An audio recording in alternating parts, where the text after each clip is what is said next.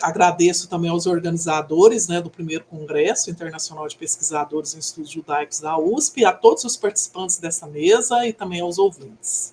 Por favor, próximo. Bom, a minha fala, gente, pode passar, professor Alexandre, por favor. Isso. Primeiro, quem é Antônio José? Né? Qual que é a importância de falar sobre ele? Ele é um dramaturgo luso-brasileiro, um cristão novo, né, um judeu que foi batizado no catolicismo, mas ele acabou sendo perseguido e morto pela Inquisição no século XVIII em Portugal. Tá? Ele nasce no Rio de Janeiro, aos 7 anos ele vai para Portugal com a família, e lá ele é preso umas 2 vezes pelo Santo Ofício, e ele acaba queimado em praça pública, infelizmente, no auge da sua dramaturgia, né, escrevendo suas peças, publicando e interpretando no palco. Eu, inclusive, publiquei, organizei, fiz uma pequena apresentação dessa peça dele, que se chama Os Encantos de Medéia, e foi publicado pela EDUSP em 2008. Mas ele tem várias outras peças teatrais. Ele é pouco conhecido, mas ele é muito interessante. São peças cômicas, bem irônicas, engraçadas, em que ele critica, né, tanto a monarquia, quanto a igreja, quanto vários setores da sociedade lisboeta lá da época do Renascimento, em Portugal. Então ele tem também Esopaida, Ouvida de Esopo, Labirinto de Creta, As Variedades de Proteu, Guerras do Alecrim Mangerona, novela, Obras do Diabinho da Mão Furada, que é especificamente a que eu quero comentar aqui nessa comunicação. A gente sabe que nós temos só 15 minutos, então serei o mais breve possível. Por isso que eu fiz slide, sabe, Alexandre? Porque professor, você sabe, né? Se deixar, voa, né? A gente ia ficar falando aqui até 8 da noite, só o meu aqui. Então pode passar o próximo, por favor. Então, esse conto é um conto muito interessante, né? Ele faz parte aí, digamos assim, do Tecido Fausto, que é uma novela popular, né? A Jerusa Pires Ferreira, da PUC, ela vai dizer que ele pertence ao tecido fáustico, já que trata das questões dos pactos fáusticos. Né?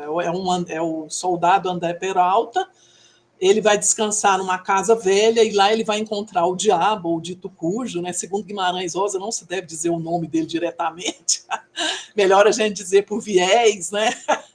Então, aí o dito cujo, ele vai encontrar com ele e imediatamente o diabo vai propor para ele um pacto, né, que ele venderia a alma e ele daria vários, né, dobrões de ouro para ele, mas só que ele diz, não, eu sou muito católico, não me interessa esse pacto, e eles continuam andando por Portugal até finalmente chegar no convento de Chabregas, né, onde André Peralta vai ter um sonho, mas antes disso, André Peralta bebe bastante vinho, ele é um soldado, né, desgarrado da sua milícia, e ele acaba bebendo muito vinho numa pensão, e ele começa a ter sonhos, né, muito interessantes. Ele começa a delirar depois que bebe o vinho de Peramanca, e ele junto, e o diabo está observando ele dormindo, e ele começa a sonhar que ele e o diabo vão adentrar os infernos num emaranhado de visões assustadoras. Vejam vocês que interessante, como é extremamente paródico, né? Porque vocês sabem que, por exemplo, na Divina Comédia do Dante, pode passar, Alexandre, na Divina Comédia do Dante, o que o Dante vai fazer? Ele vai convidar o Virgílio, que é um poeta, né, extremamente, digamos assim, filosófico, sério, né, escritor de Enéas, para poder acompanhá-lo dentro dos infernos. Mas aí essa visão carnavalizada do Antônio José, brincalhona, né, zombeteira, digamos assim, paródica, aí a gente vai usar um pouco o Bakhtin para poder falar dessa questão do grotesco, do carnaval, é uma visão carnavalizada, porque depois que ele bebe vinho, ele sonha, ele está embriagado e ele pega na mão do diabo e os dois, e é engraçado, o diabinho dá a mão furada, né? Porque de tanto fazer inúmeras peraltices, etc. E ali os dois vão zombando de tudo e de todos que eles vão encontrando pelo inferno, né? Todo mundo acho que conhece minimamente a questão da Divina Comédia do Dante, né? Em que Dante e Virgílio adentram os infernos e vão vendo imagens assustadoras, né? Das almas penadas, principalmente os inimigos do Dante que ele coloca lá no inferno. Então, aqui essa então, é uma visão grotesca, engraçada, né, já que ele prefere adentrar os infernos ao lado do próprio diabo, né, que é um diabo brincalhão, mas de qualquer forma é o diabo, né, irônico, sarcástico, engraçado. Pode passar, Alexandre. É curioso porque as visões do inferno, as visões infernais, gente, geralmente é um tema, sabe, muito interessante da literatura de todos os tempos, né? É um tema literário visitar os infernos, sabe? A gente lembra lá, por exemplo, da Odisseia, Homero desce, né, ao Hades, vê sua mãe, Pantagruel, lá em Rabilé, ele também adentra os infernos e vê a grande parte da mitologia grega, todo mundo se queimando também no inferno, mas é um inferno engraçado, também paródico. Alto da Compadecida, né, do Ariano Suassuna, acho que todo mundo se lembra, é muito popular. Todos os personagens acabam, né, sendo julgados, ou vão para o inferno, ou vão para o céu. Ali a gente tem as visões também infernais, em alguns momentos, lá no Alto da Compadecida. É interessante, porque é um tema, né, muito complexo, e eu gosto de estudar, porque já que eu publiquei, né, o Obras do Diabinho da Mão Furada também, né, além da obra da Medeia, Os Encantos de Medeia, eu também publiquei o Diabinho da Mão Furada, que eu organizei, então é um tema muito interessante, porque ao chegar às portas do inferno, né, então André Peralta vai perguntar para o diabinho que gente é essa que está sofrendo incrivelmente, gritando em desespero, castigado por varas, pelo cão Cérbero e tostados pelo fogo? Aí ele vai dizer, olha, você está vendo aquele grupo? É o povo que não dá esmola, né? Então estão sendo açoitados por varas. E aquele outro grupo? Ah, são os ministros, juízes, meirinhos corruptos. E aquele outro grupo? Ah, os maus poetas, aqueles que escrevem, não falam nada. E aqueles são os falsos médicos, são os taberneiros, aqueles que deitam água no vinho, os hipócritas, os astrólogos, né? Os estudantes que matam aula, os namoradores, os que namoram freira, os que são mal casados. Então a gente vai dando algumas risadas, porque ele diz assim, todos aqueles que estão casados e estão infelizes também merecem ir para o inferno. Então tem umas tiradas assim cômicas, né, junto ao lado do diabo. E esse livro aí do Minuá, História do Inferno, recomendo para todo mundo, tá, gente, que queira ler, que é bem legal. A história, o Minuá, vocês sabem, né, fala sobre história do riso, história do ateísmo, história da loucura, ele tem vários livros sobre história de algum tema interessante. E eu gosto muito porque é ele que vai tratar, de alguma forma, desde as origens, vai falar do inferno no judaísmo, no islamismo, no catolicismo, não é? Nas várias religiões, nas religiões afro, como é que o inferno é visto. Tá? Eu deixo a dica aí para vocês desse livro, tá? Que é bem interessante. Pode passar, Alexandre, por favor. Bom, Divina Comédia, então, eu indico esse livro, né, que ele é bilíngue, editado pela editora 34, é o melhor que tem, tá? E é interessante, porque eu falei um pouco do Antônio José, o Dante vai viver mais de 300 anos antes, né, do Antônio José, vai ver, né, no período medieval, e o Antônio José vai ver no período do Renascimento.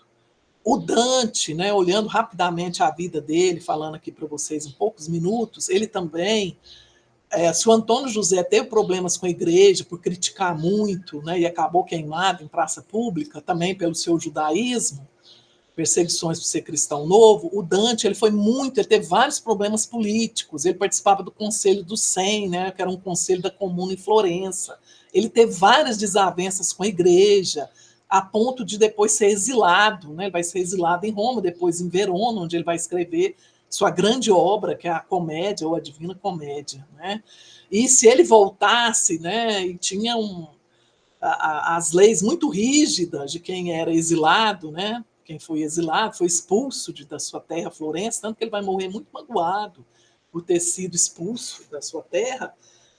Se ele voltasse, ele seria queimado vivo. Olha só, né? E lá, depois de ficar muito deprimido e ele lembrar da sua amada Beatriz, que ele a conheceu desde a infância, né? Era muito apaixonado por ela, então ele resolve fazer a sua obra, né? Uma das mais importantes da literatura ocidental, né? A gente sabe, aí, dentro dos grandes clássicos. Então, e ele inicia sua obra e ele vai colocando no inferno esses inimigos políticos dele, e também os inimigos da igreja, que ele achava os papas corruptos, né? As pessoas que pertenciam ao partido político oposto ao dele. Então ele escreve o livro e vai enfiando esse povo que ele detesta, todos no inferno. Tá? E, claro, no final, para contemplar sua grande amada Beatriz, que é o grande tema também da obra, que eu acho que mesmo quem não leu sabe mais ou menos do que se trata, né, a Divina Comédia. Pode passar, Alexandre, por favor. E aí, gente, pode, isso, o inferno do Dante, só rapidamente, só para vocês se lembrarem, né? O Dante, junto com o Vigílio, vão atravessar os círculos infernais, né? Lá até ele chegar lá no. Aí é dividido em inferno, purgatório e paraíso, mas eu vou ficar só no inferno, tá? Não dá para estudar tudo, é só esse pincei, somente esse momento que é o inferno, né? Ele vai tendo visões dantescas, claro, né? Absurdas, terríveis, monstruosas, né? Que mete muito medo, por exemplo.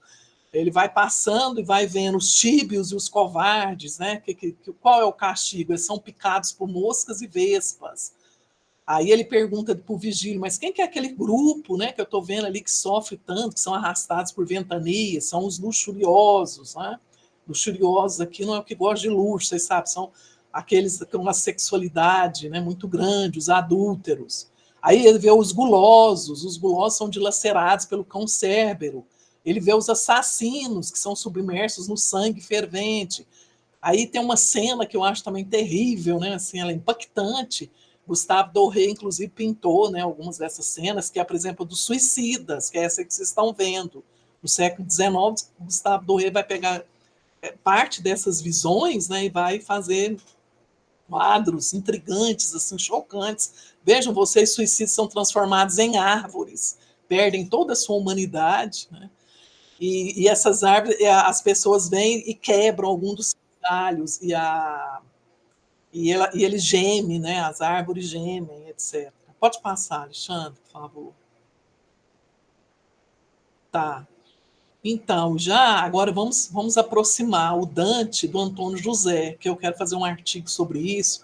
Ó, há muito tempo que eu venho estudando obras do Diabinho da Mão Furada e fazendo um diálogo, uma interface, um diálogo interpessoal com outros autores.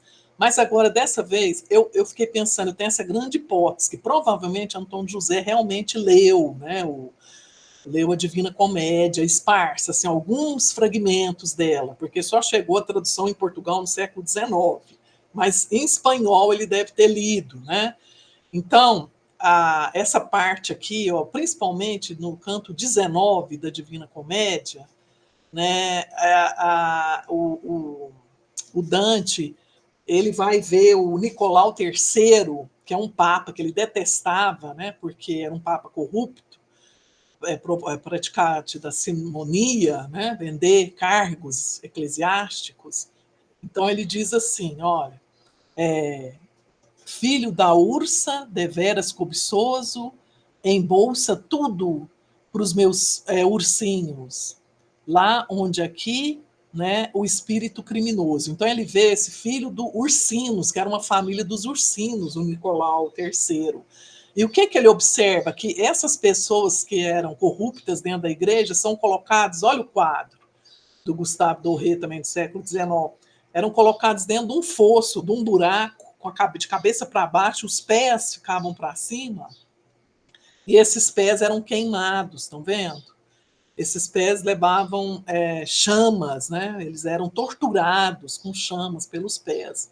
Então ele diz assim, aquele que embolsou a igreja agora é embolsado no inferno, é como se tivesse colocado dentro de grotões, né, de bolsos grandes, ficava com os pés para fora, sendo queimados. E o Dante, em algum momento, vai falar, nossa, essa é uma das cenas mais terríveis que eu vi, né? Queimar os pés das pessoas, né, dos corruptos, né, dentro da igreja, e eles ficam de cabeça para baixo, eles não conseguem falar direito, né? Bom, então pode passar, professor, senão não vai dar tempo.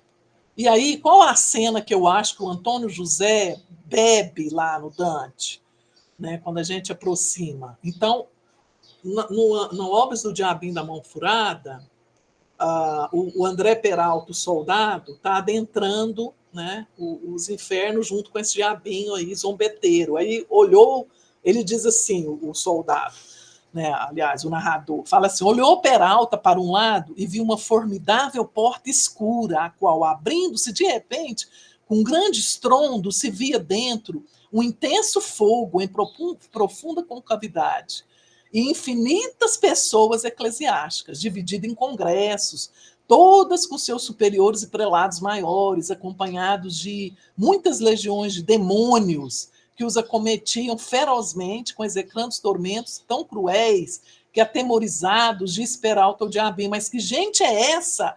Aí o diabo vai dizer para ele, olha, são os inquisidores, né?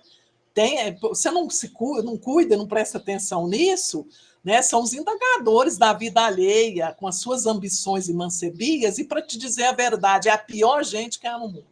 E é interessante como que passou isso pela censura. Eu até escrevi já alguns artigos sobre isso, comentando como que a censura, né, não percebeu ou leu mal lido, isso aí cochilou e deixou passar, porque ele coloca no inferno todos os inquisidores e ainda diz que é a pior gente que há no mundo. Assim como Dante colocou o Papa, né, o Nicolau III. Pode passar, está terminando.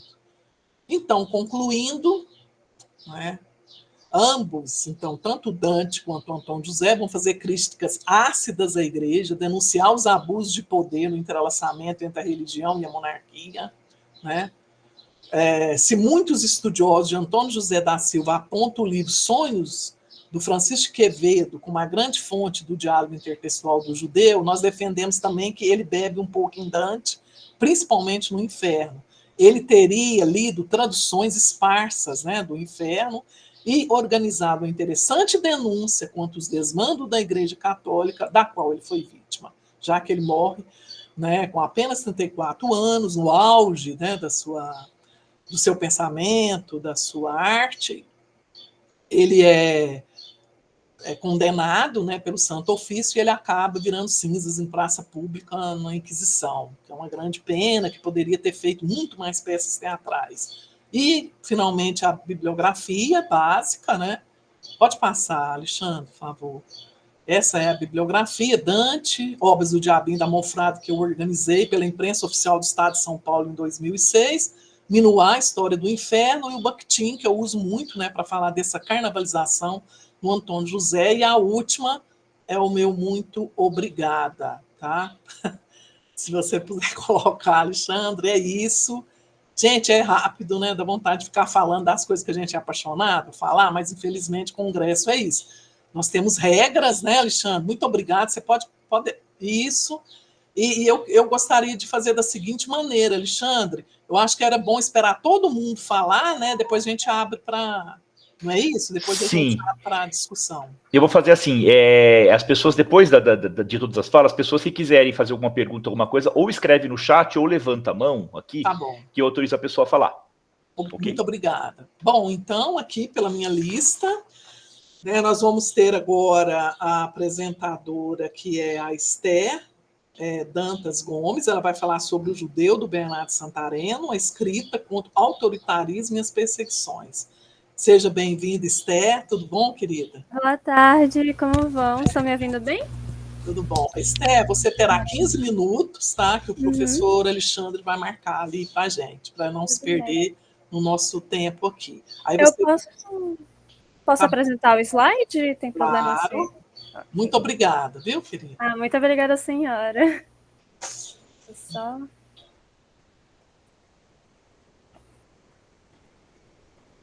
Estão conseguindo ver? Aumenta mais um pouquinho, Esther. Isso. Obrigado. Tá ótimo, tá ótimo. Então, boa tarde a todos. Eu sou Esther Dantas. Eu fui orientada pela professora doutora da UFBA, que é onde eu estudo letras, a doutora Júlia Pinheiro Gomes.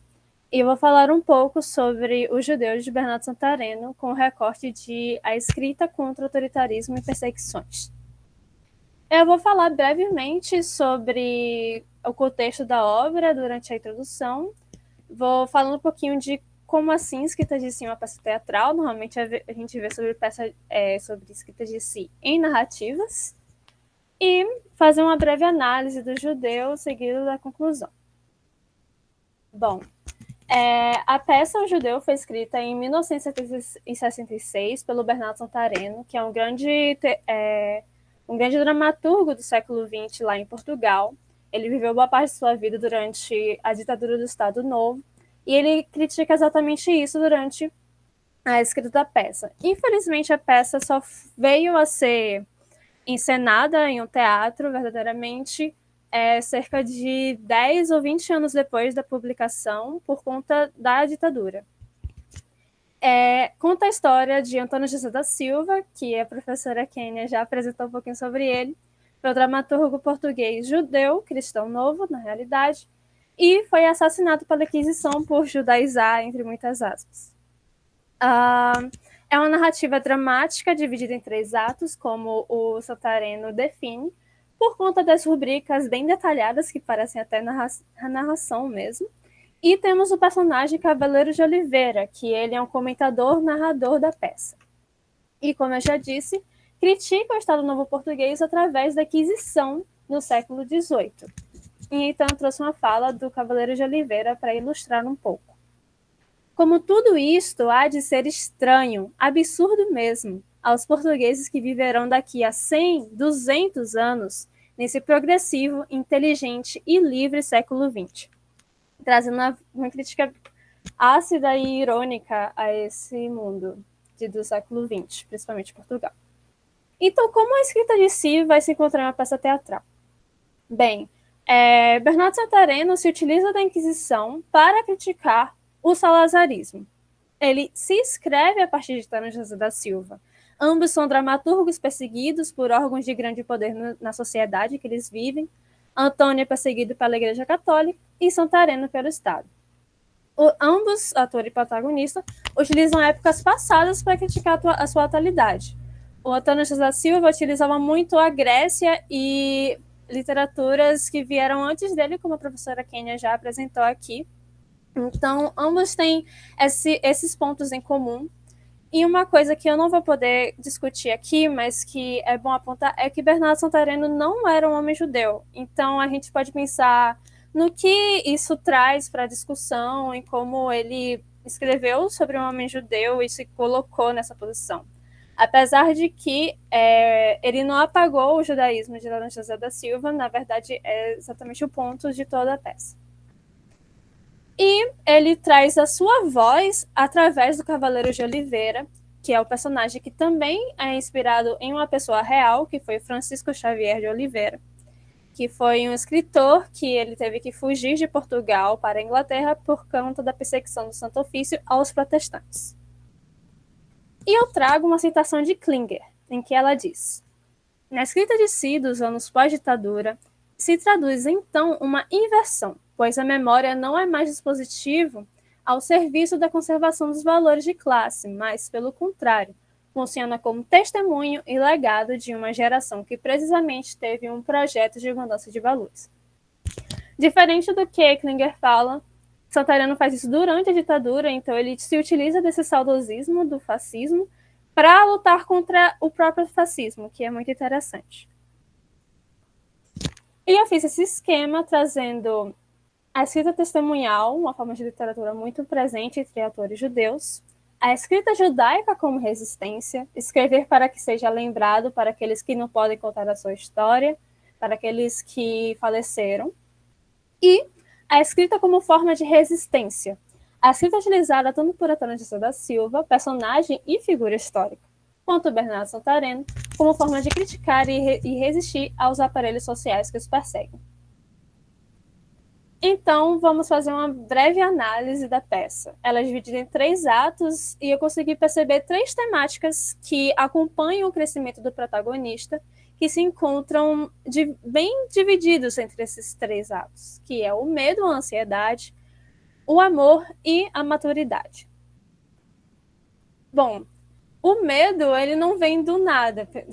O judeu ele não tem esse medo do nada. Então, eu trouxe a fala do padre pregador durante o auto de fé que abre o livro. O auto de fé era um momento de julgamento, entre aspas, de pessoas que iam de encontro aos valores da Igreja Católica. E é esse momento que Antônio José da Silva é julgado pela primeira vez, mas ele é liberto nesse momento. A máscara, cristão novo, esconde o judeu velho, um herege relapso e hipócrita, diminuto e obstinado, morada ferenta do demônio, profanador e remisso do sacramento do batismo. Vivem do trabalho suado dos outros, sem nem esforço dos membros próprios, ociosos e cozidos de todas as manhas. Como ratos correm ao queijo, eles vão de desgraça em desgraça, de miséria em miséria. Enganam, corrompem, roubam. E dessa sorte, ainda por cima, acham mando, honra, favor e dinheiro. Um discurso que não mudou muito, infelizmente. E o reflexo dessa fala é vista no próprio Antônio José da Silva, que ele apresenta um alto antissemitismo, que é um termo cunhado pelo Appelfeld, um autor israelense, em que ele fala muito de como ele via isso dos anos antes, durante e após o Holocausto. Ele diz... Antônio José fala durante o livro. Livro dos Salmos 23,4. Não, mãe, estou farto da Torá, do Talmud, do Zohar. Não acredito, não creio em nada disso. Quero viver. Não creio no Deus de Israel, não creio no Deus dos cristãos. Tenho medo. Eles ouviram. Tenho certeza de que ouviram. Eles escutam tudo, sabem de tudo. Então, aqui a gente vê que ele não percebe que ele não tá... Ele acha que ele está fazendo algo de errado. Ele não percebe que ele não tem culpa por estarem perseguindo ele, por ser quem ele é. E ele está sempre nessa constante ansiedade, nesse constante medo. Mas, apesar do tema desse ato ser um medo, também temos a esperança ao final desse ato, que é o momento em que Antônio começa a escrever. E então, o Cavaleiro de Oliveira narra. Antônio José achou um mar largo e fundo para desaguar o rio de seus tormentos e medos. Escreve. Quem escreverá ele? Desse jeito, vivendo, te vais cumprir. Então, aqui, Antônio vê a escrita como um lugar de refúgio. E mais tarde não apenas de refúgio, mas como de luta mesmo, de resistência, para criticar a Inquisição que tanto persegue ele e a sua família. No ato 2 temos o amor. Isso se dá não apenas por ele se casar com Leonor, que é sua esposa também, historicamente falando, mas por ele mostrar muito esse amor pela escrita durante o ato. Ele exerce uma marcha contra o vento, como é descrito nessa rubrica. Antônio José da Silva e Leonor começam sobre a rampa, subindo. A marcha contra o vento, que aqui será contra o tempo, marcando a sucessão do mesmo. Seguem a princípio estreitamente abraçados. Depois o judeu, dando a mão à mulher, irá um pouco à frente, para conduzindo-a. A marcha contra o vento, então, pode ser interpretada como um viver apesar de, como diz Clarice Lispector. Ele encontrou amor apesar de, ele escreve apesar de, ele segue sua vida apesar de toda a perseguição, de todo esse aparelho do Estado querendo matá-lo, literalmente, e futuramente, infelizmente, conseguiu matá-lo. Então, é muito essa questão da arte contra a perseguição e dessa questão de encontrar felicidade em tempos escuros. Então, por fim, temos a maturidade no ato 3, que eu trouxe uma fala do Antônio José, que é bem no início do ato, mas que é logo depois de uma cena muito emblemática, que é o sonho profético de Lourença. Ela sonha com imagens da Shoah e ela começa a entrar em desespero. Ela já vê pessoas sendo queimadas e mortas, pessoas judias, amigas dela, sendo mortas o tempo inteiro, e de repente ela tem esse sonho. E então, Antônio, que é o seu filho, que era a pessoa que ela sempre protegia, faz uma inversão de papéis e ele é quem acalenta ela. E ele diz: eu não, já não tenho medo. Já não sei de cor nem salmos nem provérbios, venci os deuses. mas orgulho-me de ser pertencente de uma raça que nunca em 2000 anos empunhou armas, que nunca gerou nem pariu impérios missionários. Seja qual for o destino dos judeus, eu sinto agora uma grande paz, quase alegria, quando descubro em mim forças para sofrer juntamente com os outros. Não tenho fé, mas aceito-me judeu. Mudei, já não tenho medo. Isto eu devo ao teatro, ao favor e aprazimento do meu público, ao calor da sua coerência por mim. Eles distinguem-me, preferem-me e amam-me. São meus, mas, cada vez mais, se preciso for, eles lutarão por mim, pelo judeu. Não, não tenho medo, sou judeu. A gente percebe que o primeiro judeu da última linha tem o J em maiúsculo porque é o nome artístico que ele era conhecido. As pessoas ovacionavam ele como o judeu. Então aqui a gente percebe uma extrema mudança daquela primeira fala que eu trouxe dele. Ele, a partir da escrita e do teatro, viu que ele tem que lutar contra o que está perseguindo ele e ele tem que lutar junto ao seu povo. E algumas conclusões. A gente viu vários pontos de intersecção entre Bernardo Santareno e Antônio Jesus da Silva, que não podemos ignorar. Então, isso pode comprovar uma escrita de si, do autor, no Antônio Jesus da Silva como personagem.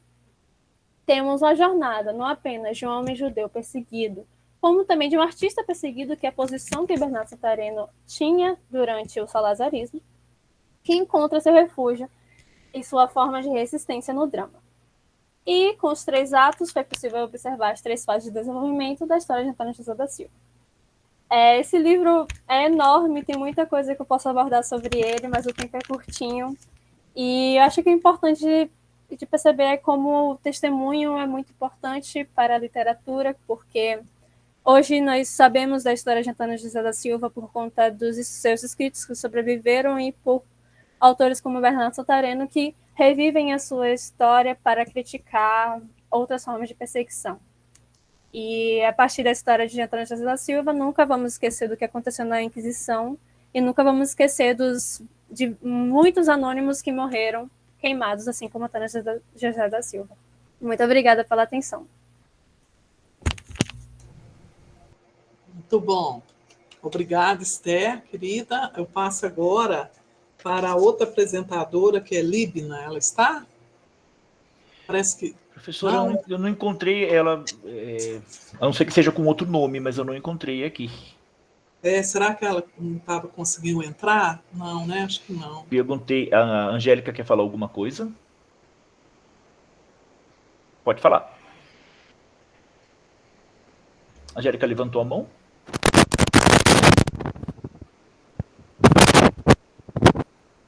Ixi.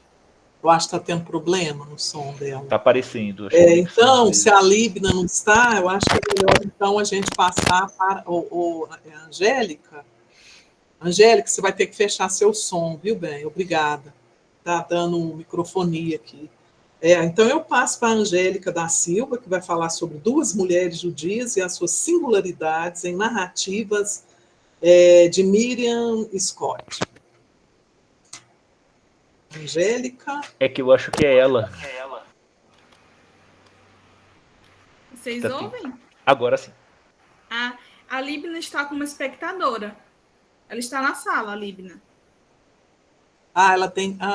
eu acho que você vai ter que colocá-la, né, Alexandre? Mas com qual nome? Não está aparecendo aqui. Qual é o nome? Para mim está aparecendo. Líbina. Acho que ela saiu agora. Tá. Não, ela está assim, ela levantou a mão.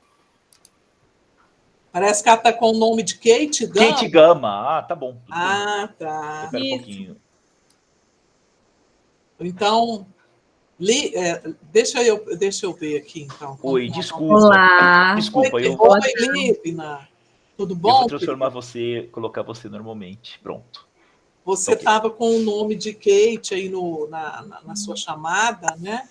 Isso. Líbina, então, você seria em seguida, logo depois da Esther. Como que nós vamos fazer? Você quer apresentar agora e a Angélica fica para depois? Ou você espera a Angélica falar? Eu posso apresentar agora, eu só não sei bem. Eu acho que a minha câmera nem ligou. Eu não sei se é um problema de internet. Aqui na minha plataforma parece que a câmera está livre, mas aí eu não apareço na sala. Ah, tá. Você quer ir tentando resolver isso até a Angélica? O que você acha, Alexandre? Será que é algum problema do próprio site, do Google Olha, Meet? não sei. Não sei. Aqui eu não tenho como resolver. Eu só coloquei desculpa ter colocado você como Ouvinte, né? ouvinte. Desculpa, é que estava com outro nome, né? Tudo bem, Mas eu a câmera, imaginei. não aparece para mim. O Kate, vai tentando ver aí, por favor, porque você tem slides para passar? Tenho sim, Então tenho a Angélica fala enquanto que você tenta resolver, porque às vezes talvez você saia e entra de novo, né, Alexandre? Pode É uma Pode ser. boa. Pode ser Sai e tenta entrar novamente, que ele te coloca de novo, aí dá para você apresentar os seus slides. certo, tudo bem. Então, nós passamos então para a Angélica, né, que vai falar Duas Mulheres Judias, Suas Singularidades e Narrativas de Miriam Scott. Olá, Angélica. Olá, Seja bem-vinda, tá, querida? Pode começar. boa tarde. Eu me chamo Angélica da Silva Pinheiro. Sou mestranda no programa de pós-graduação Linguagem e Saberes na Amazônia, da Universidade Federal do Pará. Sou pesquisadora do NESA, Núcleo de Estudos Cefagistas na Amazônia, e do Ecos Cefagistas na Amazônia, que é coordenado pela professora Alessandra Fabrícia Conde da Silva. Nessa oportunidade, vou falar do trabalho intitulado Duas Mulheres Judias e Suas Singularidades em Narrativas de Miriam Scott. Este trabalho fala sobre duas narrativas da escritora Miriam Scott, escritora judia amazonense, o conto A Francesinha e o romance Terra Úmida. A Francesinha narra a história de uma judia prostituída na Amazônia. Por sua vez, o romance Terra Úmida apresenta a história de imigrantes judeus marroquinos na Amazônia e os seus percalços familiares. Embora o conteúdo histórico da imigração judaica na Amazônia esteja presente nessas narrativas, há de se destacar na escrita de Scott inclinações para o tema da tradição judaica e as aspirações do feminino. As personagens judias transgrediram a tradição de seus antepassados. Interessa nesse trabalho compreender tais questões na trajetória de duas singulares judias na Amazônia. Seguindo Regina Igel, em Imigrantes Judeus, Escritores Brasileiros, a literatura de pós-imigração refere-se à evidente flexibilidade de um trabalho ficcional poder originar-se numa ambientação moderna, confirmada pela contemporaneidade de seus questionamentos, enquanto arraigado na cultura milenar judaica. Esse conceito nos interessa para compreendermos a escrita de Miriam Scott, quanto à sua abordagem temática, cuja escrita contemporânea toca em temas anteriormente refreados ou pouco trabalhados como inquietudes do feminino e as tradições judaicas. Mas, ainda assim, mostra-se presente em sua ficção as raízes e as lembranças dos imigrantes judeus. No conto publicado na revista Palavrada, edição 23, intitulado A Francesinha, o tema das judias prostituídas é revisitado. Na literatura brasileira, algumas obras desenvolvem este tema. Em geral, as literaturas onde o tema é recorrente descrevem moças judias trazidas para a América como prostitutas pela organização de tráfico de mulheres no final do século XIX.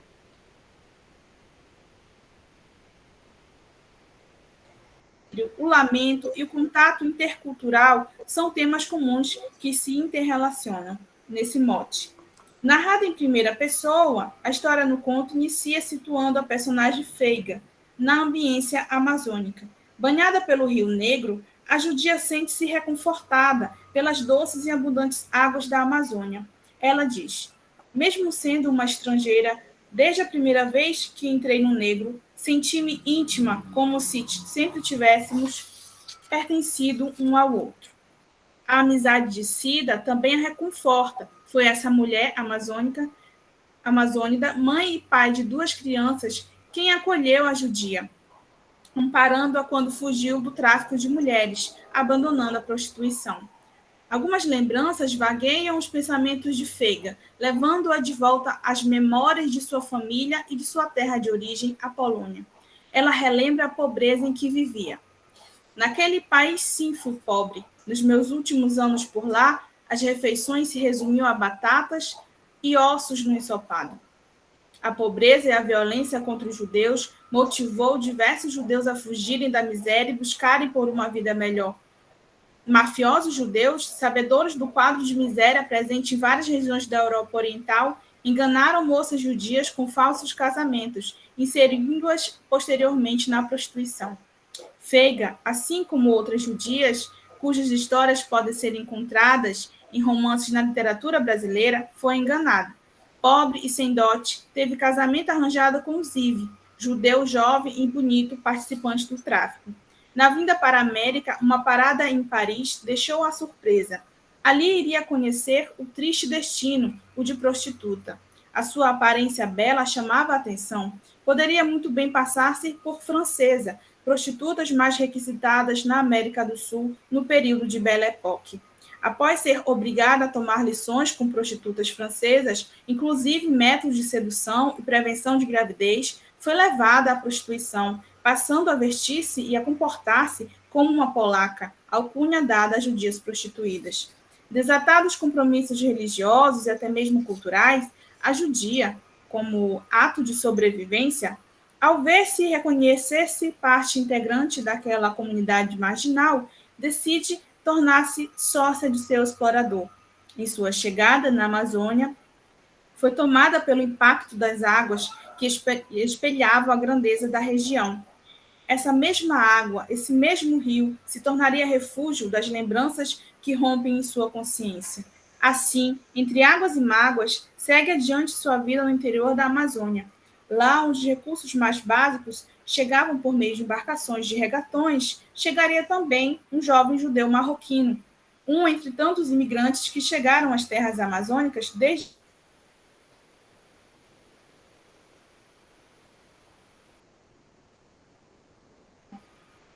comerciante ambulante, na região amazônica. Era Abner que havia encostado na margem do rio com seu barco mercante e chamado a atenção de Cida, que corria para contar à judia a descoberta de seu nome. Tal presença nos remete ao personagem homônimo do romance Terra Úmida, também de Mira Scott. Ele é um jovem judeu de origem marroquina, trabalha na marinha mercante e que encontra nas muitas viagens a paz que a vida familiar jamais lhe concedeu. Terra Úmida narra a história de uma família judia marroquina, isto é, judeus provenientes do Marrocos que migraram para a Amazônia no início do século XX. Contudo, há de se destacar uma personagem de grande importância na narrativa, a judia Simi. A personagem Simi é uma das narradoras do romance Terra Úmida. Os conflitos desta complexa personagem são expostos ao leitor por meio de seu diário. Nas páginas onde Simi encarregou-se de desvelar a si mesma, estão relatos de alguns momentos angustiantes vividos por ela. Na grande maioria, há nesses registros uma judia que vê na tradição religiosa, mais precisamente na maternidade, o seu aprisionamento. O outro narrador, Abner, é filho de Simi. É ele que encontra o diário da mãe logo após chorar e rezar o Shivá, período de luto judaico. É ele também quem mais sentirá o impacto após conhecer a história da sua mãe. Simi revela alegrias e angústias, frustrações e aspirações. A descoberta que seu pai estava arranjando seu casamento foi registrado com lamentos. Simi não queria casamento ou filhos. Foi obrigada a aceitar o marido por imposição do pai, mesmo procurando resistir ao patriarcalismo. O dia em que iria à escola pela última vez, dando fim ao seu sonho de tornar-se professora, também foi registrado. Escreveu nele seus primeiros dias na Amazônia, relatando a saudade de sua mãe e de sua terra. Os abortos espontâneos e os provocados que experienciou em sua vida foram postos em palavras, assim como relatou os dias de solidão, quando o marido e filhos regatões navegavam pelos rios da Amazônia e ela sozinha reparava, nas frescas tardes, o entardecer. Foi a solidão e o acaso que também a levou a conhecer um comerciante árabe. Ele tornou-se seu amante. Em alguns encontros às escondidas, a judia é convidada pelo árabe para que fujam. Ela pensa, matuta, considera, mas não pôde abandonar sua casa, seus filhos e marido.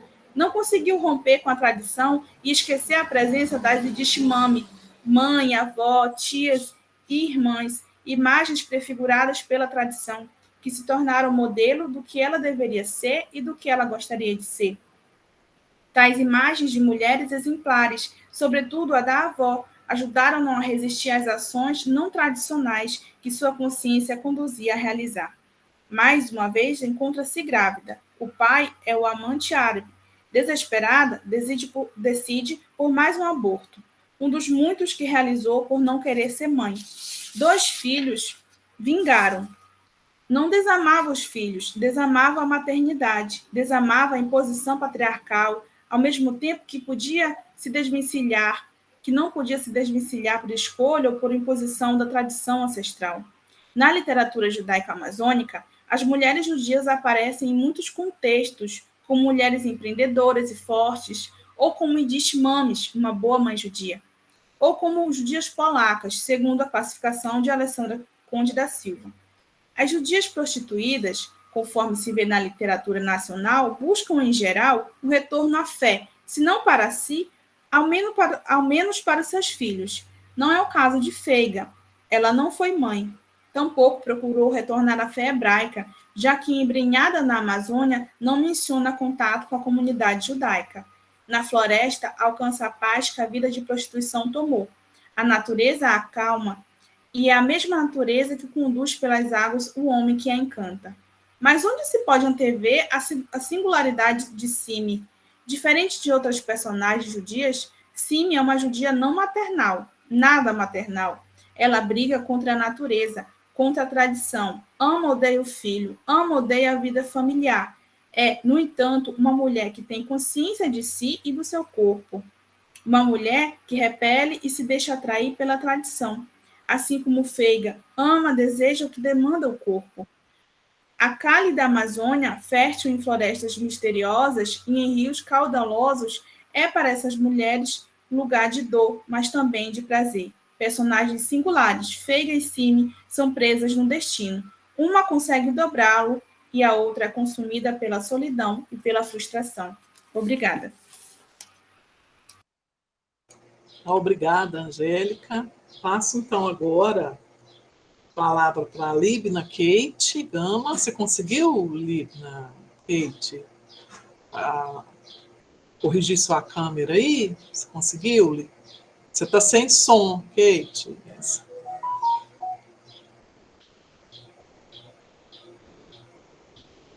Você está sem som. Você vai ter que abrir o seu microfone, Libna. Isso. Oi. Oi. Consegue me ouvir? Agora sim. Deixa Libna, eu tentar então tá. corrigir minha câmera, que ainda não consegui resolver. Tá. Você terá 15 minutos, tá, para apresentar, como as outras, e o professor Alexandre vai marcar. Quando faltar 5 minutos, ele te avisa, tá bom? Tá bem. Tá bom, pode começar. Já começou a marcar? Eu mando mensagem no chat, tá? 5 minutos tá antes. certo, então. Boa tarde a todos. Meu nome é Libna Gama.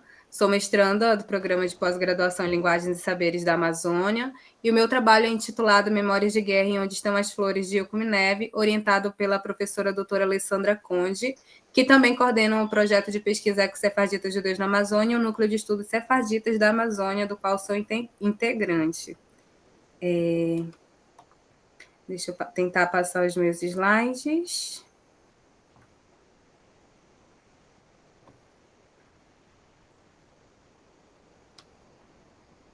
Conseguiu passar? Não está passando, não. Tenta novamente, Li. Isso, agora deu. Né? Isso. Tá, obrigada. Bem, meu trabalho agora, né? Todos os dias nós somos surpreendidos por notícias que nos escandalizam e nos comovem, episódios de violências de todas as naturezas, conflitos, corrupção, a busca insaciável por poder econômico, poder político, territorial, entre tantas outras ocorrências que nos levam muitas vezes a questionar a nossa própria humanidade. Informações em larga escala se renovam cotidianamente, entorpecendo muitas vezes os nossos próprios sentidos. No mundo pós-moderno, que precisa lidar com o caudal de informações e contradições, as tragédias e as catástrofes, algumas vezes, encontram olhos e ouvidos fechados ou desatentos. Há quem, infelizmente, naturalize catástrofes e esqueça o passado. E isso é muito perceptível no contexto delicado em que vivemos, após, mais uma vez, o povo judeu ter a sua existência ameaçada por terroristas, e faço esse link aqui também para me solidarizar com todos os que sofrem nesse conflito. Não podemos deixar de pensar que o passado esquecido conduz à falta de conscientização. E, nesse sentido, o romance Onde Estão as Flores, de Ilkumi Nevi, escritor judeu sefardita, procura pensar e ecoar o passado. Nele, o narrador testemunha a traumática experiência dos prisioneiros judeus. Eu acho que o slide não passou. Tá. Não passou. Tenta. Isso, agora passou. Tá. Nele nós vemos, né, o narrador testemunha que experiencia os campos de trabalhos forçados no contexto da Segunda Guerra Mundial, na Bulgária, um campo de trabalhos sob controle nazista, e no romance há alguns capítulos que abordam exatamente o tema da guerra. Relatos das ações monstruosas dos nazistas, dos campos de concentração de trabalhos forçados e do impacto da ideologia nazifascista na Bulgária, país europeu que, antes da aliança com o eixo, a Alemanha, Itália e Japão, era considerado tolerante com as diversidades culturais e religiosas. Assim atesta Minerva em sua obra. O meu trabalho se propõe a estudar os capítulos 2, 3 e 4 do romance, nos quais o tema de guerra ganha relevância nas memórias do sobrevivente, o personagem narrador Liku Razan. Este estudo parte do entendimento de que a literatura de testemunho é indiscutivelmente um instrumento essencial na preservação da memória, aqui compreendido enquanto uma construção coletiva, conforme a percepção de Maurice Roebuck, 2006, que no início do século XX destacou a necessidade de se perceber a memória como um fator social. De acordo com ele, a memória individual está interligada à memória coletiva, que, por sua vez, se constitui a partir das lembranças de cada indivíduo, que integram uma dada coletividade. Diante disso, os objetivos do meu trabalho, eu trago enquanto objetivo geral estudar como se configuram as memórias de guerra do nonagenário Liku Razan no romance, que é esse personagem narrador. Enquanto objetivos específicos, analisar o romance Onde Estão as Flores e selecionar os capítulos que falam sobre as narrativas da Segunda Guerra Mundial. Fazer um estudo histórico para se entender em que se consistiu a Segunda Guerra Mundial e as suas implicações na Bulgária nazifascista de 1940, onde se passa a narrativa. E estudar a narrativa de guerra presente no romance, considerando as teorias de memória e de testemunho. É uma pesquisa de caráter bibliográfico e documental, mas adiante nós vamos ver que tem registros, né, históricos, documentais importantes a respeito desse período. E agora eu trago um breve resumo a respeito do autor Ilkumi Nevi, que é esse senhor que está na imagem ao lado. O Ilkumi Nevi é um escritor judeu-búlgaro, naturalizado brasileiro, que nasceu em Sófia, na capital da Bulgária, em 1946 e chegou ao Brasil em 1972. Por motivos profissionais, logo se mudou para Manaus, cidade em que reconstruiu a sua vida e formou família. Minev, desde a infância, passou por experiências desafiadoras em seu país, vivendo sob a cortina de ferro, de 1950 a 1960.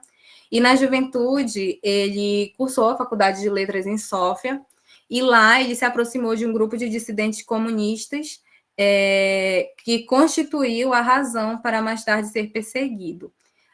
Depois dessa perseguição, ele se refugiou na Bélgica, se formou posteriormente em economia, e atendendo a uma proposta de trabalho, se mudou para o Brasil. Escreveu até o momento 4 romances, Onde Estão as Flores, que é de 2014, que é o qual eu analiso, A Filha dos Rios, 2015, Na Sombra do Mundo Perdido e Nas Pegadas da Alemoa, de 2021. Ele tem uma trilogia, que é o Onde Estão as Flores, A Filha dos Rios, e se encerra Nas Pegadas da Alemoa, que foi publicado em 2021. Nesses romances, o espaço amazônico e a sua diversidade possui grande protagonismo, bem como a história da imigração judaico-marroquina para a Amazônia, designada por Samuel Ben-Shimol como a Terra da Promissão, né, a Eretz Amazônia. Na Amazônia, Ilkumi Nevi é o único escritor judeu que, até o presente momento, e até onde temos conhecimentos, abordou em seus romances, de modo direto, a temática da Shoah, escrevendo sobre um ambiente concentracionário. Os demais escritores judeus amazônicos, eles não se debruçaram sobre o assunto, pelo menos não de forma tão direta.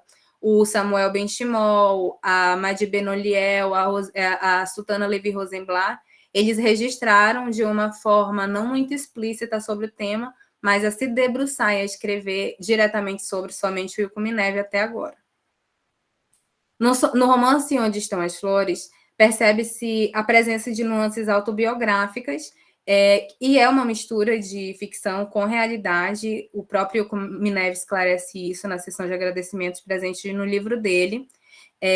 Mesmo que ele, o Wilco-Mineve, não tenha vivenciado a monstruosa experiência dos campos de concentração nazistas, mas para construir a história dele, a história do protagonista Lico Hazan, o romancista se baseou na vida do seu tio, Lico Max Heim, que é um judeu austríaco, que em 1942 foi prisioneiro do campo de trabalhos forçados em Lactinica, na Bulgária.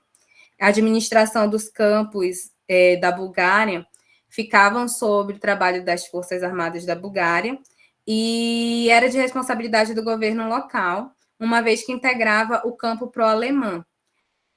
Apesar da parte significativa dos cidadãos reconhecerem o governo búlgaro como fascista, a Bulgária, segundo Todorov, foi um dos raros países na Europa que não entregaram os seus judeus como a fiança. Todorov, lá no escrito de 2017. O romance que eu trago para vocês, ele é classificado como um romance documentário, que se apresenta nutrido por um forte teor testemunhal, pois a história que se vê na obra é o resultado da ficcionalização da trajetória de Lico Max Heim e do autor Wilco-Mineve. No romance, a gente consegue perceber isso muito claramente, uma sobreposição de dados biográficos em diferentes momentos da narrativa.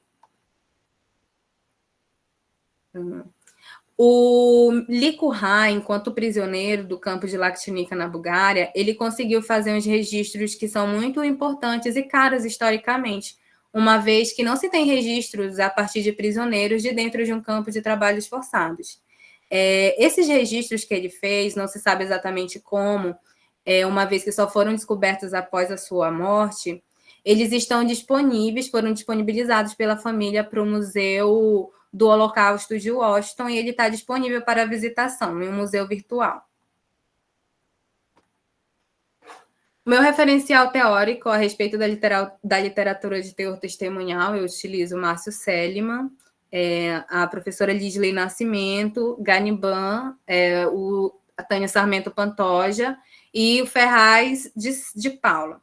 A respeito da teoria de memória, utilizo Legoff, Maurice Roebuck, e o estudo sobre os escritores judeus na Amazônia, a respeito desses escritores, utiliza a professora Regina Igor, 1997, que é uma grande referência, e junto dos trabalhos da professora Alessandra Conde e da professora Silvia Ben-Shimol.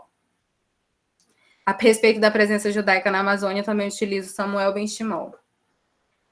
Os resultados. A respeito da literatura de testemunho, é indiscutivelmente a respeito da memória.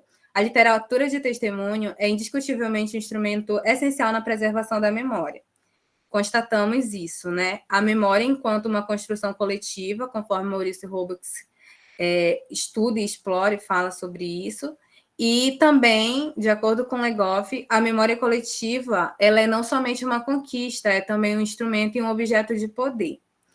Complemento a isso a fala da professora Ganiban, que diz que a memória é uma tarefa altamente política, lutar contra o esquecimento e a denegação é também lutar contra a repetição do horror. Em Onde Estão as Flores, consegue-se perceber os relatos do sobrevivente Lico Hazan e se percebe que eles ultrapassam o limite da individualidade. Trata-se do testemunho de uma tragédia coletiva que afetou milhões de judeus e outras minorias, né, que vivenciaram os ambientes hostis do campo de concentração nazistas. Então, não se trata de um registro de uma memória individual, é uma memória coletiva. A respeito da literatura de teor testemunhal. O testemunho surge da impossibilidade do esquecimento, como uma necessidade elementar, E nós conseguimos perceber isso bastante na obra do Primo Levi, né, que ele fala que depois que ele deixa o campo de concentração, ele sente essa necessidade de testemunhar, e que é uma necessidade básica, uma necessidade elementar. Para além disso, a literatura de terror testemunhal, segundo Márcio Seligman, é um produto da nossa era de catástrofes, do século XX, onde toda a história da literatura passa a ser revista a partir do questionamento da sua relação e do seu compromisso com o real. O testemunho, na teoria literária, segundo Seligman Silva, ele é estudado em duas vertentes. O testemunho, que é voltado para os crimes perpetrados por regimes ditatoriais que assolaram a América Latina no século XX, e o Zeugnis, que é o testemunho alemão, referente aos relatos produzidos, sobretudo, por sobreviventes da Shoah. A literatura de terror testemunhal lhe razão o seu lugar de testemunho. As testemunhas tradicionais, segundo Márcio Seligman, fundamentada na teoria de Emily Benveniste, são supertes, que refere-se ao testemunho da experiência narrado por um sobrevivente, considerado testemunha por excelência. É o caso de Lico Razan, né? Ele se caracteriza como essa testemunha que vivenciou, experienciou a situação extrema. E tem o Testes também, que diz respeito ao testemunho da história, no qual o narrador é um terceiro alguém que testemunha algo que aconteceu com o trem, uma testemunha ocular. O Ilkuminev, enquanto seu lugar no testemunho. Segundo a professora Lisley Nascimento, a necessidade de modificação do caráter da testemunha, ela é fundamental e ela vem aparecendo, surgindo ao longo do tempo. Uma vez que esses sobreviventes legítimos, eles já estão todos, eles já estão deixando de existir, mas eles continuam permanecendo, tanto nos seus relatos, nos seus testemunhos, a partir do seu testemunho escrito, registrado, mas também a partir do testemunho que eles depositam, falam e passam a outro essa missão de registrar essas experiências. A partir disso, nós temos outras configurações, como a testemunha solidária, que é aquele que ouve e assume o compromisso ético de transmitir a história. O que nós podemos perceber com o Ilkuminev, né, quando ele se volta para registrar a experiência do seu tio. O testemunho oblíquo, que são os testemunhos de segundo grau, produzidos por alguém que não sofreu diretamente os efeitos da violência, mas assume o compromisso de preservar a memória do testemunho em primeiro grau. E o testemunho arbiter, que é uma configuração do professor Augusto Sarmento Pantoja, que se configura na narração realizada por meio da recuperação do testemunho ouvido. É o que nós percebemos enquanto o Ilkuminev se encaixando dentro dessas três categorias de testemunho. A minha conclusão. O dever da memória, isso aqui eu retiro um trecho da obra de Ilkuminev, ele fala assim, o personagem narrador: tive sorte, sobrevivi e muitos ficaram pelo caminho. Pela memória deles, em especial pelo meu amigo Salvatore, de quem ainda sinto saudade, me vejo obrigada a fazer esse testemunho. Esse registro em que ele só se sente confortável para registrar, né? Nem tão confortável, mas ele sente essa necessidade de registrar somente depois de seus 90 anos. Então, documentar o passado traumático é não se assumir omisso diante da história.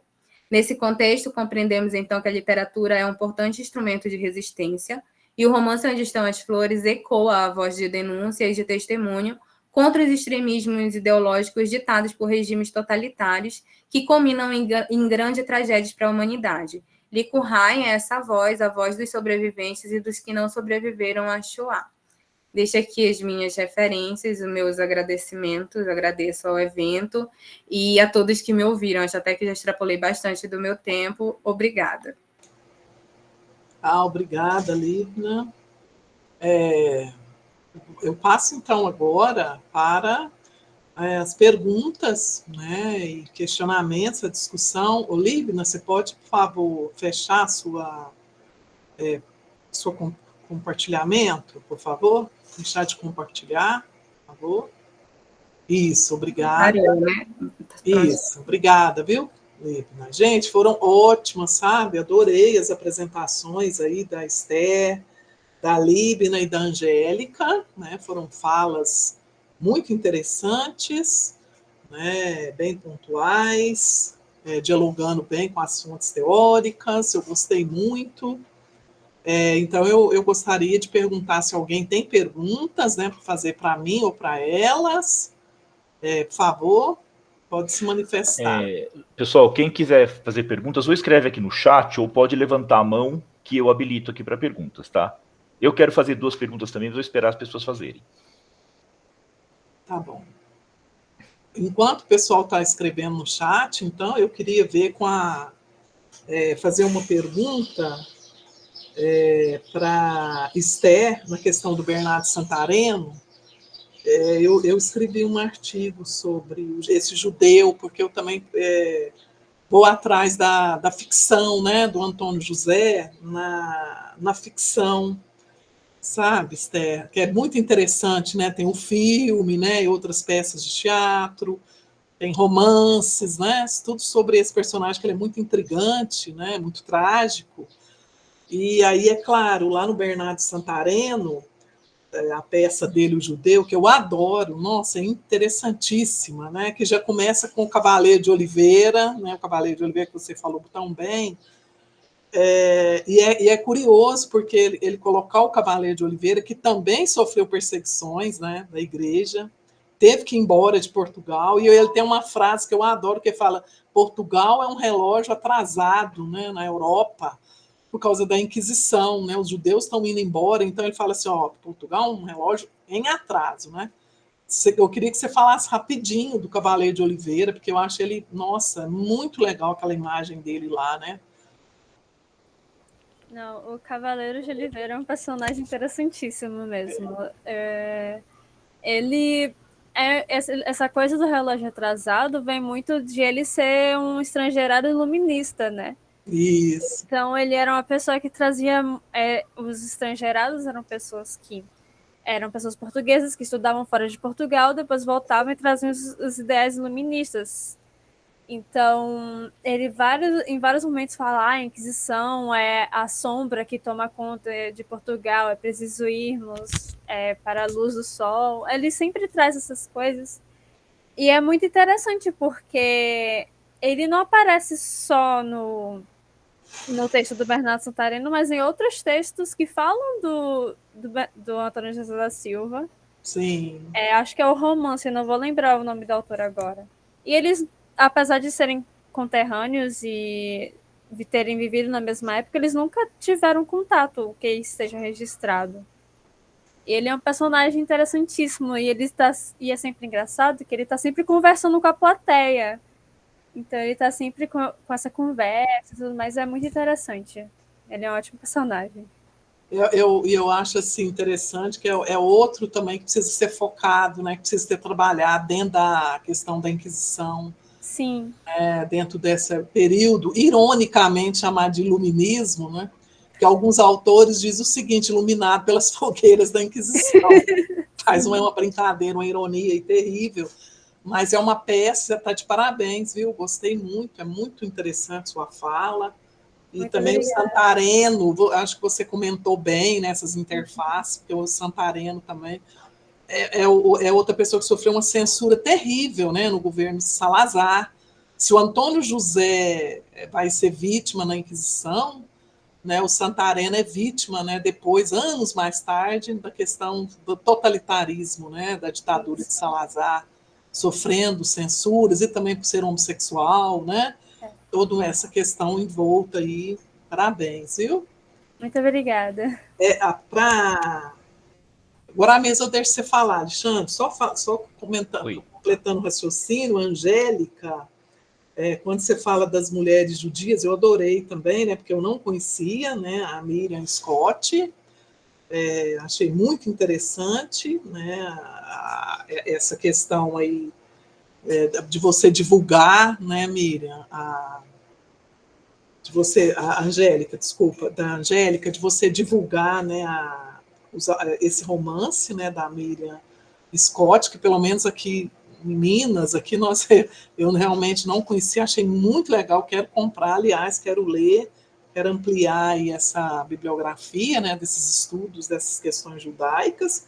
Eu gostei muito da sua fala e queria te perguntar, enquanto você falava desse embate da questão da cultura e do desejo, né? A personagem tem desejos, ao mesmo tempo ela quer fugir daquele aprisionamento da família, mas ela também reverencia, né, a cultura. E eu não sei, eu me lembrei muito de um livro do Balzac que se chama Mulher de 30, sabe? Porque lá na Mulher de 30 do Balzac também tem esses embates.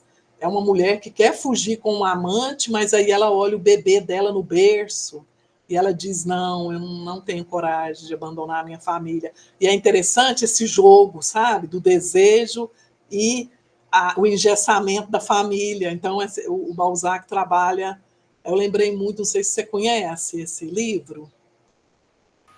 Esse eu conheço, mas eu ainda não li ele completamente. Eu já li Esplendores e Miséria das Cortesãs, que é um dos romances que eu também faço menção. Porque ele também fala muito, né, da prostituição, né, da cortesã. Tem uma Esté, uma personagem que ele traz também essa prostituição, que ela tem raízes também, ela é filha de uma judia, né? Isso. Também era prostituta. Interessante, né? Você fazer a comparada aí, talvez artigos mais para frente. E claro, né? O Scliar. O Scliar também. Você viu, né? O Ciclo das Águas. E Sonhos Tropicais. Interessante que em Sonhos Tropicais também tem uma Esté. Então, a aluna apresentou mais cedo. E eu vi. É interessantíssimo. Na minha dissertação de mestrado, eu e minha orientadora, a gente está buscando fazer um panorama da literatura brasileira. Além da brasileira também, tem o Renan de Balzac, por exemplo, e tem o Alves Redol, que é um escritor português que também fez um conto, que ele trabalha com uma judia que saiu da guerra para... Ele não especifica exatamente que é na França, mas ele dá ele deixa algumas pistas, algumas palavras em francês que dá a entender também o nome desse conto, Alves Redol. Passaporte de turista, do Alves Redol, que também trabalha. Aí, na literatura brasileira, a gente já está trabalhando também com Moacir Scliar, que é um dos maiores escritores do Brasil, né? Então, não pode faltar. Madame Pomari, de Lário Tácito, que quase também não é conhecido, mas ele trabalha também com uma polaca. Isso. E aí a gente também faz menção a essa literatura escrita na Amazônia, né, por judeus ou descendentes de judeus. Então, além da Miriam Scott, temos o Marco Serruia, que é de Belém, nasceu em Belém, mas a família dele é marroquina, de judeus marroquinos, e a obra Cabelos de Fogo, eu trabalhei no meu TCC, aí eu ampliei essa pesquisa para o mestrado. Tem o Márcio Souza, que é também um escritor muito conhecido na Amazônia, e além da Amazônia também, com um teatro. Ele escreveu um teatro, e nesse teatro, um dos atos do teatro, ele traz a personagem judia polaca também. E o Wilco Mineve, que a Libna ainda há pouco trabalhou. Comentou, né? E um dos romances. Você vai ter um grande acervo, um grande arquivo dessas judias. Mas a Miriam Scott, eu trouxe esse trabalho porque a Miriam Scott faz um trabalho muito interessante. Ela vem quebrando um pouco dessa tradição que escreve a judia como apenas aquela que passivamente sofre o tráfico. Ela traz uma personagem que ela sofre também, é enganada, mas em algum momento ela tem esse embate do desejo carnal, ela também vive essa hibridez cultural que é imposta para ela, obviamente, mas em algum momento ela passa também a ser sócia dos traficantes e depois ela sai do tráfico novamente, então ela vive em algum momento da vida dela esses impasses. Por isso eu achei interessante escrever sobre isso. Muito bom. E além de que você divulga também uma autora, né, pouco também conhecida, pelo menos aqui, né, na nossa região, que nós ficamos, às vezes, só com os clássicos, e é importantíssimo ouvir várias vozes, né, no Brasil todo, de vários escritores. Né, a gente tem que conhecer e ampliar esse leque, né, do conhecimento. Então, parabéns, Angélica, gostei muito, viu? E, finalmente, né, a Libna. Oi, Libna. Não sei se eu te chamo de Libna ou te chamo de Kate. Pode chamar como a senhora quiser. Não é artístico, não, esse nome é meu. Acredite se quiser.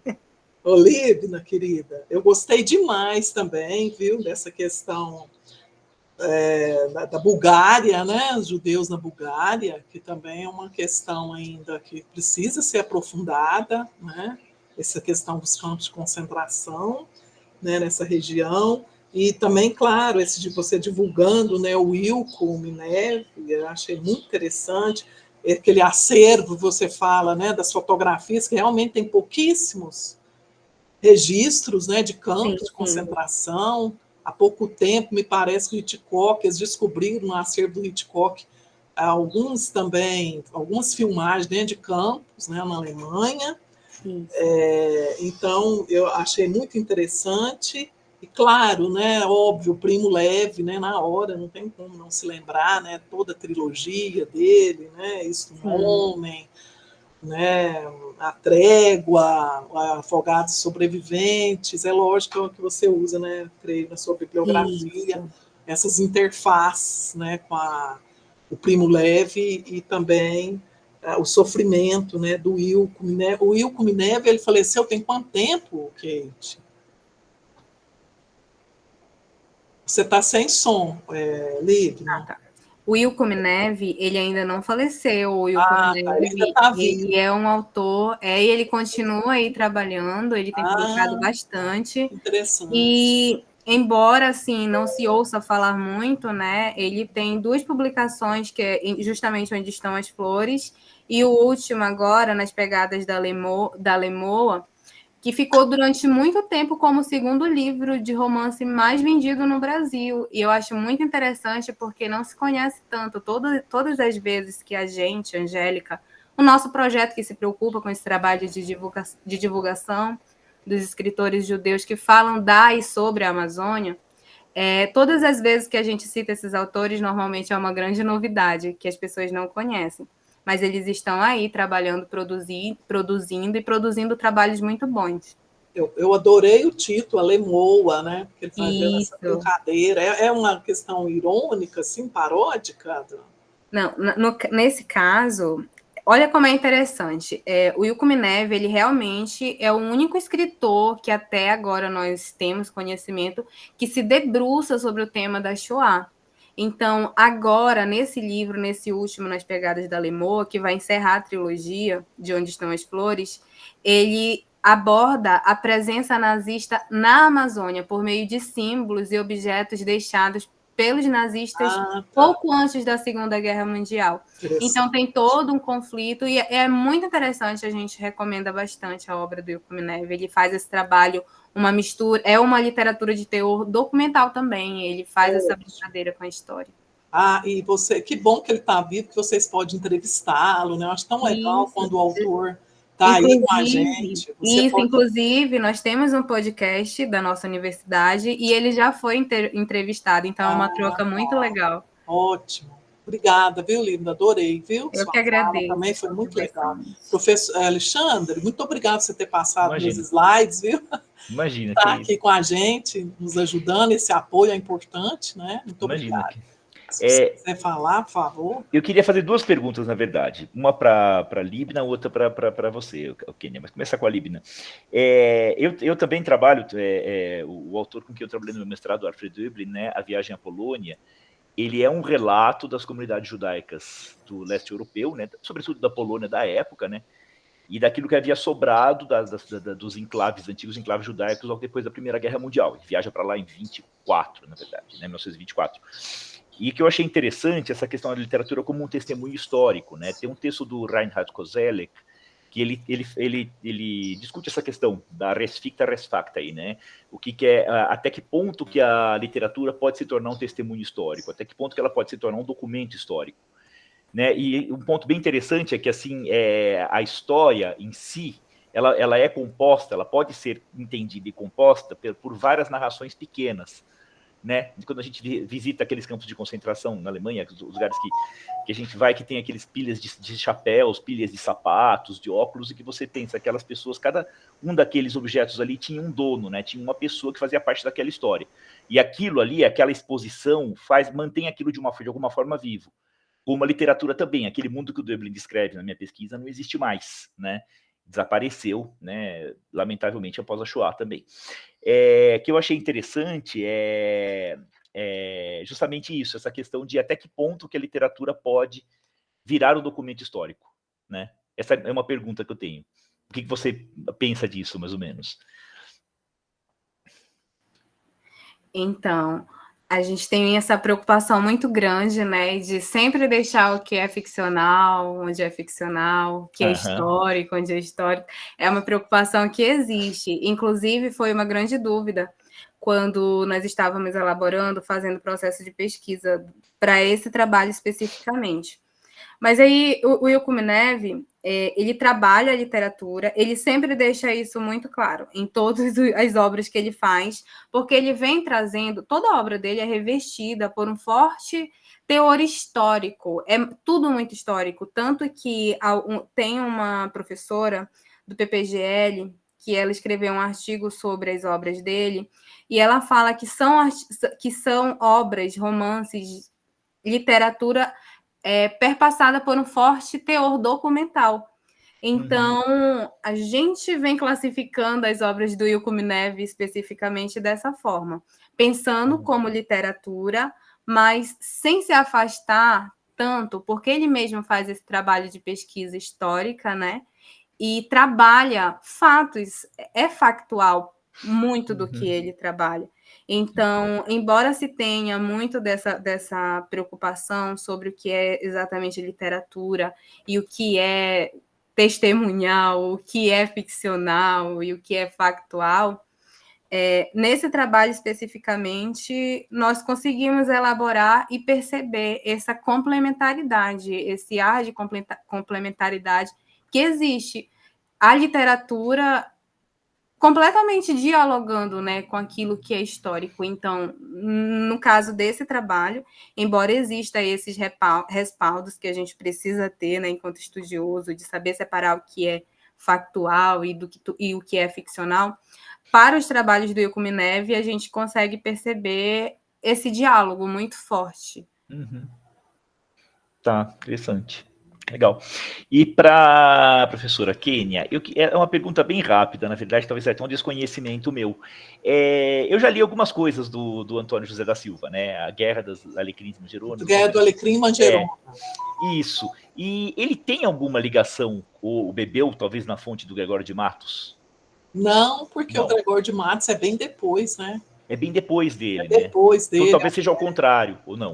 Não, o Gregório de Matos, bom, talvez, com certeza, pode ter lido alguma coisa, porque ele tem nas suas... O Antônio José escreveu peças teatrais. A única exceção é o conto que eu apresentei hoje, né, que é uma novela, chamada novela, que é a Obras do Diabinho da Mão Furada. Mas nessas peças teatrais você tem pequenos... Você tem poemas, você tem... Inclusive, muitos dizem que ele é autor de algumas modinhas, sabe? O próprio Antônio José. E ele tem alguns sonetos também cômicos. Pode ser que sim, que o Gregório de Matos tenha bebido né, em algum momento na sua obra, mas isso ainda precisa ser investigado. É como na minha pesquisa, né, que eu começo a investigar se ele leu ou não Dante, né, de forma esparsa, porque a Divina Comédia só vai ser traduzida na íntegra em Portugal no século XIX. Olha que interessante, muito tempo depois. Loucura, né? Mas já tinha em espanhol. Né? Era traduzido alguns pedaços, alguns cantos. Então, provavelmente, ele deve ter lido. Muitos dizem que ele bebeu mesmo, foi no Quevedo, né? no Francisco Quevedo, que é aquele grande autor, né, da espanhol, do século de ouro, né, o ciclo de ouro lá da espanhol. Mas eu queria ir além, sabe? É uma investigação que eu acho que, como ele vai em dupla, ele vai com o próprio diabo, né, adentrar os infernos, e o Quevedo não, né, adentra sozinho. Então, eu achei isso muito interessante. É uma coisa para investigar, porque você sabe que é um processo.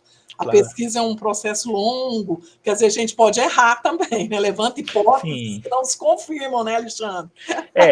Ou às vezes até, quando a coisa é muito distante, né? Às vezes você não tem você vai além, né? Você acerta na moça, fala, opa, eu tenho aí um tesouro em mãos que eu posso, né, tirar muita coisa de vários artigos. E você estuda o que mesmo, que você diz? Então, eu fiz o meu mestrado na área de literatura judaica em língua alemã, né? O autor é o Alfred Döblin, e Ah, eu trabalhei com o livro A Viagem à Polônia, dele, né? viagem para quem que é a sua orientador? Meu Orientador? orientador era o professor Luiz Sérgio Krauss. Ah, o Klaus, claro. Hum. Ótimo, muito E- interessante também, viu? Muito bom. Viagem à Polônia. Mas eu achei muito, muito legal assim, as apresentações, gostei bastante, parabéns para todos. Obrigada, Alexandre. Tem alguma pergunta? Então, não estou vendo, peraí, deixa eu olhar o chat direitinho. Não, estou vendo só agradecimentos, mas nenhuma pergunta mesmo não. Se alguém quiser falar, fale agora ou cale-se para Para sempre. sempre. Alguém que está participando aqui, Ou levanta a mão, pode levantar a mão levanta a mão, quer fazer alguma pergunta, algum comentário, alguma coisa sobre os autores ou os livros que nós comentamos? Porque senão, né, Alexandre, a gente encerra, né? também. Nós vamos, então, Tudo se bem. ninguém tiver pergunta nenhuma para fazer, nem mais nenhum comentário, nós encerramos, então, a mesa 11, né, do primeiro Congresso Internacional dos Estudos Judaicos. Espero que venham outros, né, Alexandre?